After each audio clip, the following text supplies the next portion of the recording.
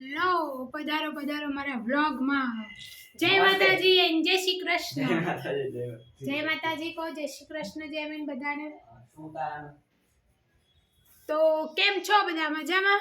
જય શ્રી કૃષ્ણ તો કહી દે બધાને. જય શ્રી કૃષ્ણ. મારી મમ્મી જમવા બેઠી છે, અરે ખાવા બેઠી, બાજરીનો રોટલો ને દાળ. જય માતાજી કહી દે મમ્મી બધા. જય માતાજી. ઓકે, તો મારા વ્લોગમાં તમારા બધાનું સ્વાગત છે. મારે કેમ બનાવવો પડે વ્લોગ? હું અત્યારે મારી તિજોરી જોતી હતી, આઈ જા. અને આ જો મારી તિજોરીના ડોળ જો, મારા કપડા કેટલા રમણ ભમણ પડ્યા છે, એક નંબર લાગે. આ નીચે બધું કેટલા મારા કપડા રમણ ભમણ પડ્યા, એટલે જોવા જઈએ કમસે કમ મેં 2 મહિનાથી મારી તિજોરી ઓર્ડર નહીં કરી. અને આ છાલ છે ને સેમ આવી બીજી બી 2 સાલ છે. આ આપણે વિજયનગરથી આપણે જહુમાના ભુવાજી છે ને ધીરા બાપા, એમને મને ઓઢાડેલી છે. મતલબ એ મને દર વખતે છાલ ઓઢાડે છે. આમ તો દીકરીઓના કપડાં હોય, પણ એમનું કહેવું છે કે તમારામાં જે શિકોતર મારી ભક્તિ છે ને તો એ ભગતને અમે ઓઢાડીએ છીએ. અને આ મારું પર્સ, આનો હું એક રિવ્યુ આપીશ. આજે મેં ડીમાર્ટથી લીધું હતું, 2 વર્ષ થઈ ગયા. 1 કરોડ રૂપિયાનું. કેટલાનું હતું જેવીને? આમાં 1,20,000 MRP વાત તો 1 લાખ રૂપિયાનું પર્સ છે. 1 લાખ રૂપિયાનું. ખબર હે કઈ કેટલાનું હતું? 1,099 નું હતું. 1,099 માં હવે થયું હતું એમ કે હું જેમીન કરિયાણું લેવા ગયા હતા ને, પર્સ જોઈને આયા 1,049 નું. આ પર્સ હું ડીમાર્ટમાં જોઈને આવી હતી. અમે કરિયાણું લેવા ગયા હતા ત્યારે. આની રિયલ એમઆરપી કહેતા હતા કે 1,20,000. તો ત્યારે મને ગમી ગયું હતું, પણ ત્યારે એટલા પૈસા નતા. મતલબ કરિયાણું લેવા એટલા જ પૈસા હતા, તો ત્યાર તો ના લીધું. પછી બીજા ને ત્રીજા દિવસે વ્યવસ્થા કરીને જઈને પર્સ લઈ આવ્યા, કારણ કે મને ડર હતો કે વેચાઈ ના જાય. કે અમારી તિજોરી આ રવિવારે હું કદાચ ઓર્ડર કરીશ. અને આ પર્સ છે ને હિમાચલ સરના છોકરાની, આપણે શું કહેવાય, આપણે પેલું એક હતું એનું જનોઈ હતી કે શું હતું કંઈક, ત્યારે આમાં કાજુ બદામ આપીને ભેટ આપી દીધી. તો જમીનભાઈ માળીએ ચડી રહ્યા છે, કારણ કે અમારે પહેલો વિમલ વાળો થેલો રહ્યો ને એ ઉતારવાનો છે. એમાં એક પિંક કલરનો. હા બોલો. એ ભાઈ આપણે બોલો જુબા કેસરી નહીં કરવાનું, એ આપણા કામ નહીં. તો થેલો ઉતારશે જેમી, કારણ કે આમાં એક સ્વેટર પડ્યું છે. તો એ સ્વેટર મારી ફઈ માટે લઈને અમે જઈ રહ્યા છે. અને હા, અમારા ફઈની તબિયત થોડી ખરાબ થઈ છે, તો એમને તાવ આવે છે ને તબિયત નહીં સારી. તો અમે એમની ખબર કાઢવા જઈશું, એટલે આજે મેં જલ્દી ખાવા ખાઈ લીધું છે. અને એક પિંક કલરનું સ્વેટર કાઢે ફઈને આપી દેવાનું. હા, દાદીનું નાનું પડે ને, મોટું નાનું. આ સ્વેટર મેં લીધું હતું 3-4 વર્ષ પહેલા, પણ મારી મમ્મીએ પહેર્યું જ નહીં. એને કેવું એમ કે ખણ આવે આમાં, હવે ક્યાં જવાનું કહો. અને નાનું બી પડાય જો કે, બટ કે ખણ આવે. હવે ગૂંથેલું સ્વેટરમાં તો ખણ તો આવવાની જ છે, નોર્મલ વસ્તુ. આવું શું કેવું છે? લે તું પહેરીને તો બતાય. આપણે ના થાય કેવું છોકરી નહીં. પિંક કલરની નોટ હોય પૈસાની, તો એ કેવી લઈ લો. હવે આ પેક કરીને મૂકો. ચલો આ બધા સ્વેટર પેક કરીને મૂકી દો. આ છે જીવન, અને આવું ચાલી રહ્યું છે જીવન. અને નાના મોટા કાર્ય થતા રહેશે. મારું રસોડાનો બી એક વ્લોગ બનાવવાનો છે. અને આ મસાલો મારી મમ્મી એમને બનાવ્યો છે છાશમાં નાખવાનો. ટેન્ટેડ એન્ડ મેં પીધો નતો, એ ઢોળી નાખ્યો. શું મેં હમણાં બોલશે મમ્મી નહીં તો આ મસાલો બનાવ્યો છે મમ્મીએ છાશમાં નાખવાનો.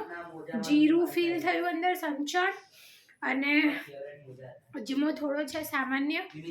બીજું શું નાખ્યું છાશના મસાલામાં? જીરું, અજમો અને બીજું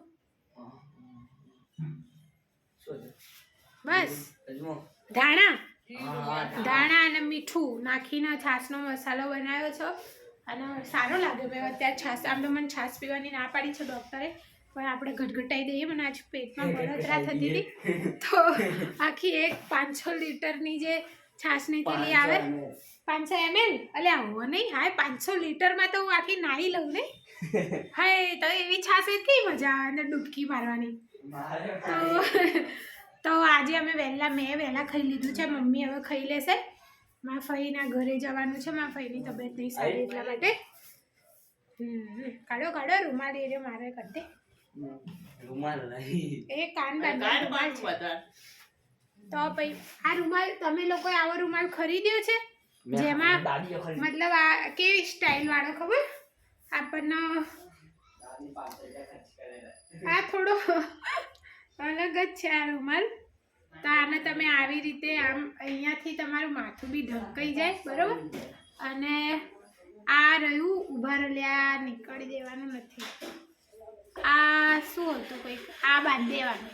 ઓકે તો આ બંધાઈ જાય આવી રીતે આ બંધાઈ જાય અને આ જે છે ને આનાથી તમારું મોઢું ઢંકાઈ જાય આમ. બાવો આવ્યો બાવો આવ્યો બાવો આવ્યો ડાકુ આવ્યો. તા આવ્યો રૂમાલ છે ને અત્યારે પેલા બધા વિડીયો બનાવી રહે છે ને જેમના કાન ઊંચા નીચા થાય મારા કાન નહીં થતા ઊંચા નીચે બટ આ રૂમાલ જો એ સારો છે રૂમાલ. માફિયા દાદી અમ્મા લાગે. દાદી અમ્મા લાગુ જેમીન કેવું દાદી અમ્મા લાગુ લે એ ભાઈ દાદી લાગુ તને